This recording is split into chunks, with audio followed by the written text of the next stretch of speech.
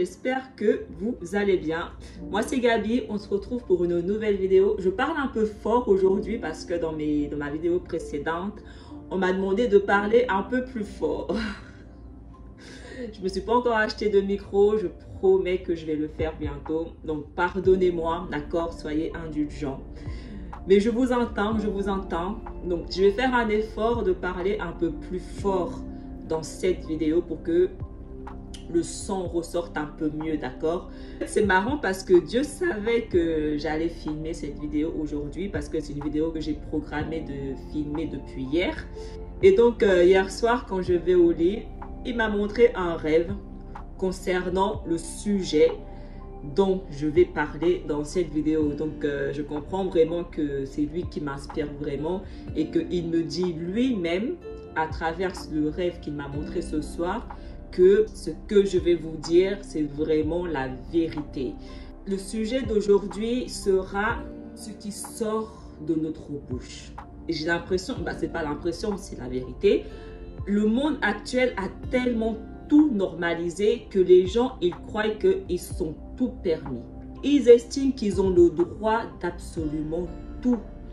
Liberté de parole, liberté de ceci, je dis ce que je veux, je fais ce que je veux, liberté, liberté, liberté. On a tout normalisé. Les gens, ils disent, si tu filmes des vidéos sur Internet, c'est normal que les gens commentent. C'est normal que les gens donnent leur avis. Parce que si tu n'as pas envie que les gens donnent leur avis, ne viens pas faire de vidéos. Non, ce n'est pas normal. Il n'y a rien de normal dans ce genre d'action. La Bible nous dit qu'il n'y a que 144 000 personnes sur plus de 8 milliards d'habitants qui sont sauvés, qui ont le Saint-Esprit, qui sont des enfants de Dieu. Est-ce que vous réalisez ce que ça représente? S'il n'y avait pas la tribulation, ce seraient les seuls à être sauvés. Parce que nous avons absolument tout normalisé. Il n'y a rien de normal dans ce genre de comportement d'aller laisser des commentaires dans les vidéos des personnes. Et Dieu veut que je vous mette en garde. Ça vous envoie tout droit en enfer quand vous faites ce que vous estimez normal. Le rêve que Dieu m'a montré cette nuit, c'est... Il y avait un homme, il était énervé. Genre, il ne comprenait pas pourquoi on l'avait rejeté de l'assemblée. Il ne comprenait pas pourquoi on ne voulait plus de lui dans l'assemblée, parce qu'en fait, il faisait partie d'une assemblée et cette assemblée, il l'a jeté, l'a exclu de l'assemblée. Il ne comprenait pas pourquoi. Il disait, pourquoi vous m'excluez de l'assemblée? Pourquoi? Je ne comprends pas. Qu'est-ce que j'ai dit? Qu'est-ce que j'ai fait? Et en fait, cette personne, il avait eu des paroles qu'il ne devait pas avoir. Et parce qu'il avait eu des paroles qu'il ne devait pas avoir, il a été exclu de l'assemblée. Dans ce rêve, Dieu me dit que toutes les personnes qui ne veillent pas sur leurs paroles ne peuvent pas faire partie de son assemblée. Vous devez veiller à ce qui sort de votre bouche. La vérité, c'est Dieu. C'est pas l'homme, c'est Dieu. Les gens, ils ont du mal à le comprendre. Seul Dieu est vérité. Donc, quand tu viens estimer que c'est toi qui as la vérité, tu estimes que c'est toi, Dieu. C'est un blasphème. C'est une arrogance comme pas possible. Les arrogants n'hériteront pas du royaume de Dieu. Lucifer a été exclu du paradis à cause de son arrogance et son orgueil. Il est temps que chacun reste à sa place. Dieu dit, si tu veux parler, parle en vérité. Parce que la vérité, c'est Dieu. Donc, si ce que tu dis n'est pas la vérité de Dieu, tais-toi. Qui t'oblige à parler? Pourquoi tu te sens obligé de venir commenter, donner ton avis? Pourquoi? Qui avait ce genre de comportement dans la Bible? Quand Jésus parlait à la foule, est-ce que la foule à qui il s'adressait débattait avec lui? La foule écoutait. Dès que Jésus finissait de parler, il repartait convaincu ou pas convaincu? Mais qui venait débattre avec Jésus? Qui dans la Bible faisait ça? Les pharisiens, les scribes. C'était eux qui venaient contredire Jésus. C'était eux qui venaient débattre avec Jésus. C'était eux qui venaient dire à Jésus, non, non, non, non, non, non, non, Moïse dit comme ça, non, non, non. C'était les pharisiens qui faisaient ce genre de comportement. Et qu'est-ce que Jésus a dit? Hypocrite. Vous n'hériterez pas du royaume de mon Père. Et votre comportement, c'est un comportement de pharisien. Est-ce que quand vous partez à l'église, vous partez voir le pasteur pour débattre avec lui par rapport à ce qu'il a dit? Est-ce que vous faites ça? Non. Alors pourquoi vous estimez que vous pouvez le faire en ligne? Quelle est la différence? On a le droit parce que c'est en ligne? Il n'y a aucune différence. C'est un ministère. Vous ne me surprendrez jamais à donner mon avis dans mes vidéos. Je ne fais pas ce genre de choses. Je parle en m'appuyant uniquement sur la Bible. Les paroles de Dieu uniquement.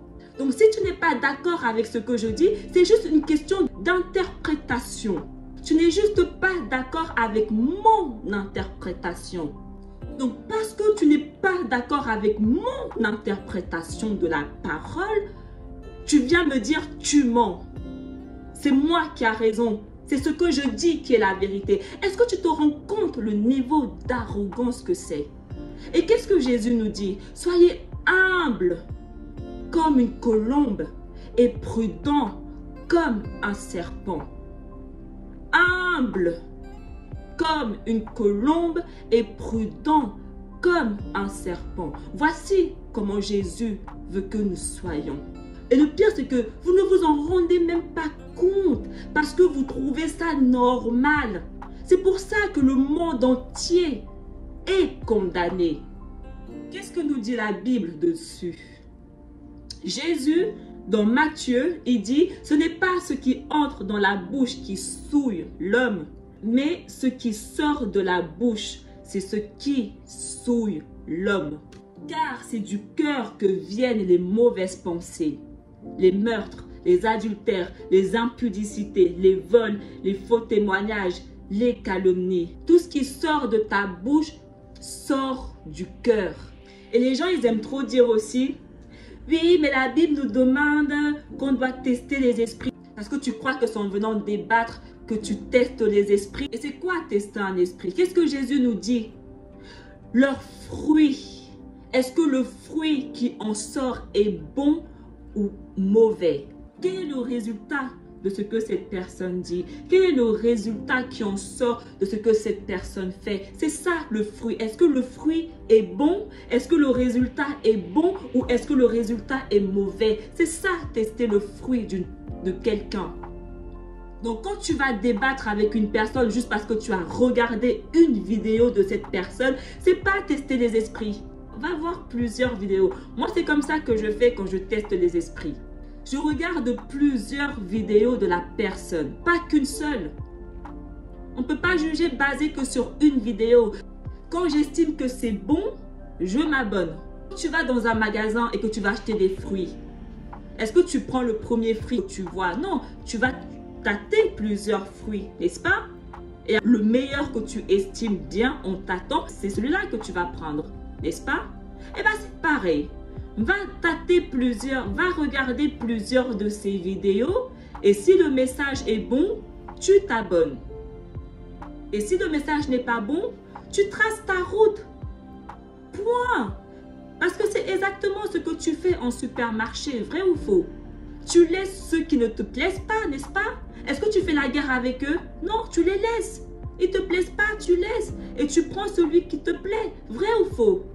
C'est comme ça qu'on teste un esprit. Et la Bible nous dit, maintenez la paix le mieux que vous pouvez. Donc quand vous partez tout le temps ouvrir votre bouche dans les commentaires, en quoi vous maintenez la paix le mieux que vous pouvez? Parce que la personne va vous répondre, après tu ne vas pas aimer sa réponse, mais tu n'avais juste pas à commencer à venir commenter. Donc viens pas pleurer quand tu vas chercher un problème. Tu veux pas de problème? Reste dans ton coin. Jésus, dans Luc 17, il dit, il est impossible qu'il n'arrive pas des scandales. Mais malheur à celui par qui il arrive. Ce n'est pas qu'il y a un scandale, mais où est-ce que le scandale a commencé? Qui a commencé? Qui? Donc si tu es la personne qui a commencé le scandale, malheur à toi. Donc si tu es la personne qui est venue commenter en premier et que ça a créé un scandale, malheur à toi. Parce que si tu n'avais pas commenté, il n'y aurait jamais eu de scandale. Si tu n'avais pas parlé, il n'y aurait jamais eu de scandale. Mais parce que tu as parlé, il y a eu un scandale, malheur à toi. Voici ce que Dieu nous dit. L'homme bon tire de bonnes choses du bon trésor de son cœur. Et celui qui est mauvais tire de mauvaises choses du mauvais trésor de son cœur. En effet, sa bouche exprime ce dont son cœur est plein. Les lèvres du juste connaissent la grâce et la bouche des méchants la perversité. Il n'y a que deux esprits, l'esprit de vérité ou l'esprit de l'erreur. Donc, quand vous testez le fruit des autres, testez aussi votre fruit. Testez aussi votre esprit. Quel est l'esprit qui vous influence, vous, à agir comme vous agissez? Quel est l'esprit qui vous influence, vous, à dire ce que vous dites?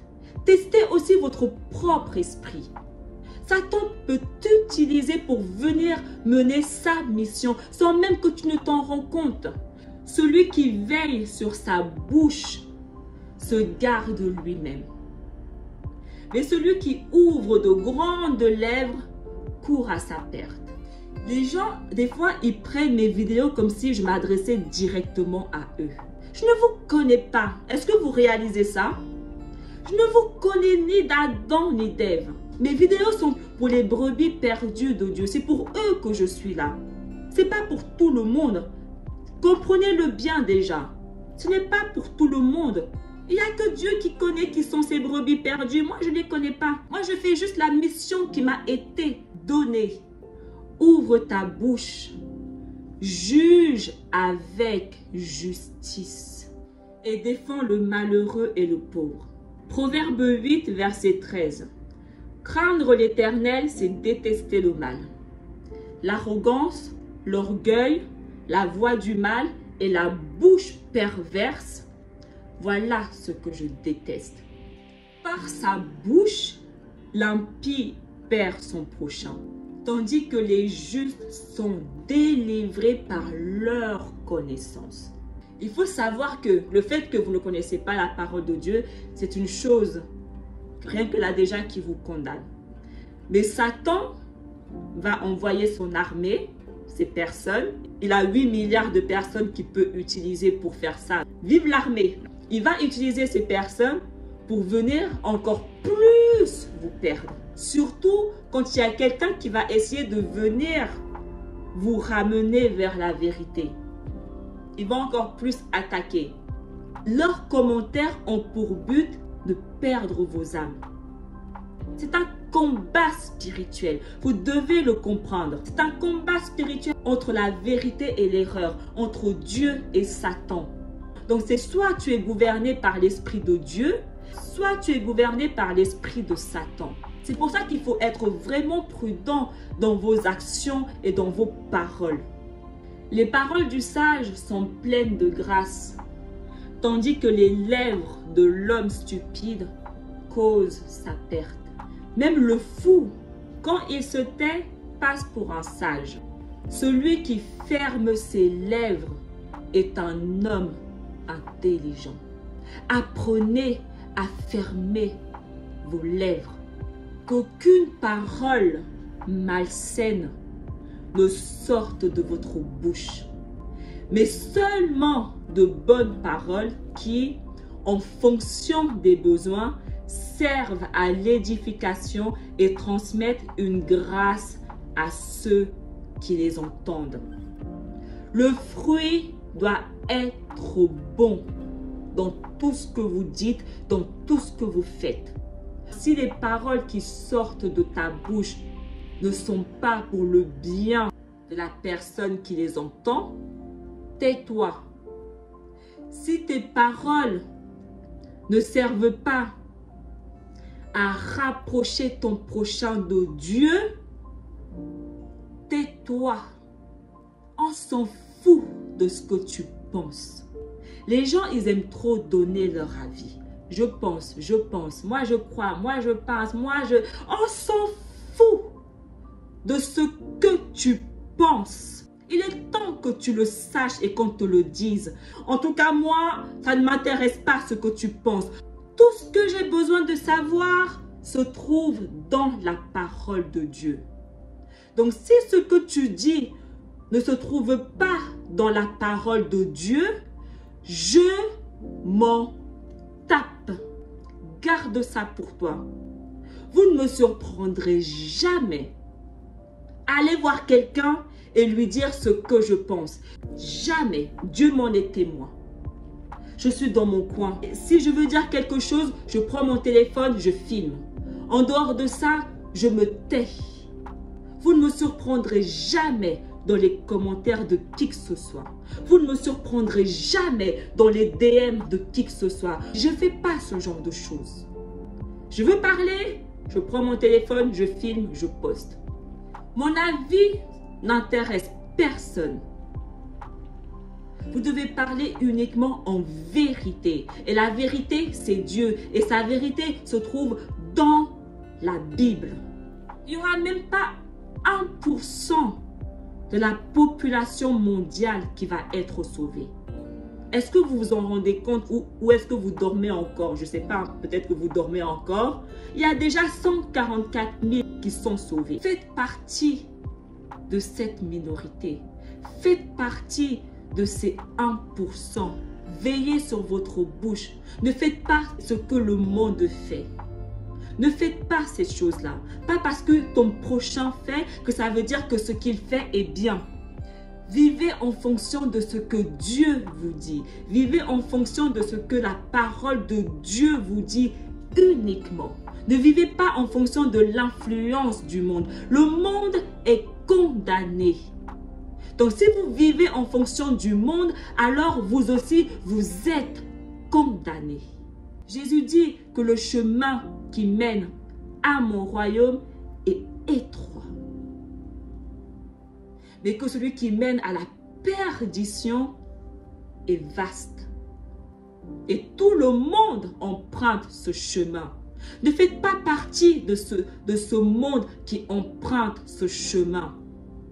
Faites partie de la minorité des 1% qui empruntent le chemin inverse, celui de Jésus. Sauvez vos âmes. En tout cas, c'est tout pour cette vidéo. J'espère que ça a aidé quelqu'un. Abonnez-vous à ma chaîne, partagez, likez, commentez. Retrouvez-moi sur TikTok, sur Instagram. Je poste là-bas plus fréquemment que sur YouTube. En attendant, prenez soin de vous, d'accord? Et vraiment, lisez la parole de Dieu. Allez chercher la connaissance. Allez chercher la vérité de Dieu et non ce que le monde vous raconte. On se retrouve très bientôt pour une nouvelle vidéo. Bye!